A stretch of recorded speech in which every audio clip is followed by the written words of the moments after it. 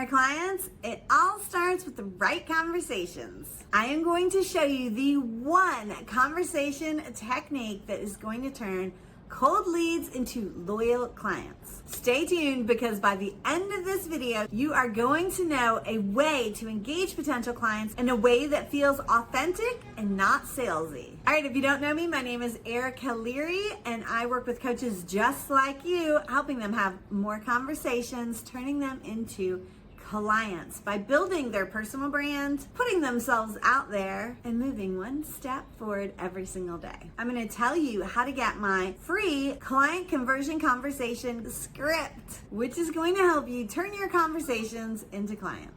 So today we're talking about how to have authentic conversations with potential clients and not get all squeamish about it. Number one thing, do not start with a pitch. You hate it. You know you hate it when other people do that to you. Why on earth are you doing it to somebody else? I know somebody told you that you should just go for it and not waste any time. How's that working out for you? So start by relating to them in some way. You know, this is 101 conversation. You go to a party and you're not going to jump right into something. You're not going to ask them like something super intimate either. So you're going to ask them about their normal stuff. Personalize what you're talking about, a piece of content that they just did, something that's in their bio. Personalize it. This is what AI can't really do well for you, but you really want to have a conversation, a normal conversation with them. You do not want to waste their time. So this isn't a, hey, how are you? Hate that too. I'm not saying that either.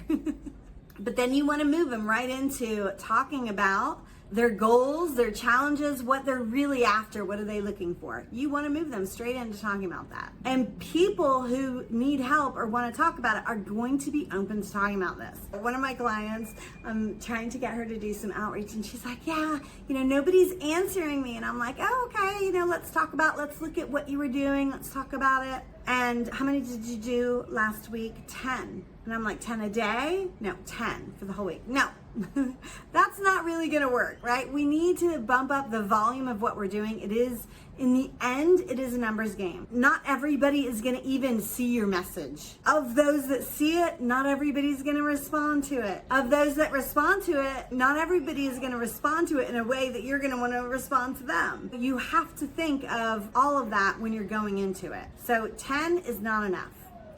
Just saying. All right, so you want to start with that curiosity, find out about them.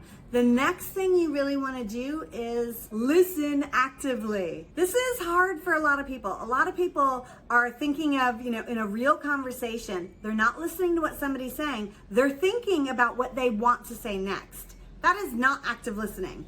So start practicing that in your actual real conversations. But in a DM, you want to back and forth with them on what they're saying. So listen to what they're saying. Don't just feed them what you think that they need. Does that make sense? You want to listen to what they're saying and then incorporate what they're saying into what you say back. So by listening actively, you can show genuine interest, which is what they want. They want to feel seen and heard. If you genuinely listen to what they're saying, you can incorporate that when you then respond to them. So how can you do that?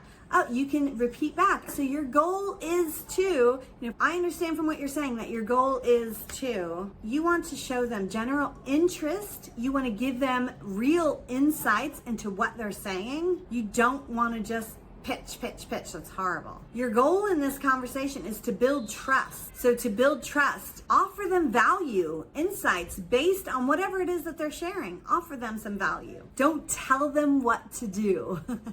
Offer value. There's a difference. Once you've had that back and forth and you know that you have a pretty good understanding of their position, where they're at, more or less what their pain points are and their goals, then you can position your program as that solution to help them move forward. All right, so let's recap what we're talking about here.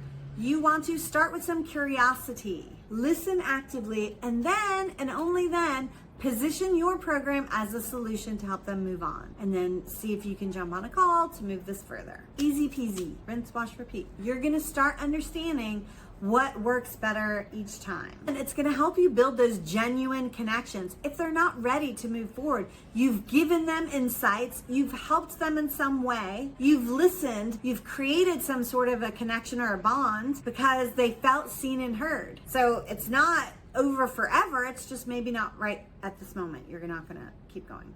But you can follow up, you can keep engaging with them. Clearly, you want to encourage immediate action. That is the goal. You want to move them to a call. But if that call doesn't happen right now, I want you to know it doesn't mean it's no forever. So if you are ready to start having conversations that convert, I want you to drop conversations underneath this video, and I will send you the client conversion conversation script that we just went over. That way you can start engaging with your potential clients today.